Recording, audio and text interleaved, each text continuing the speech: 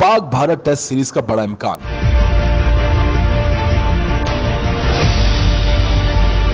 Chairman PCB Najam Sethi का अहम ऐलान।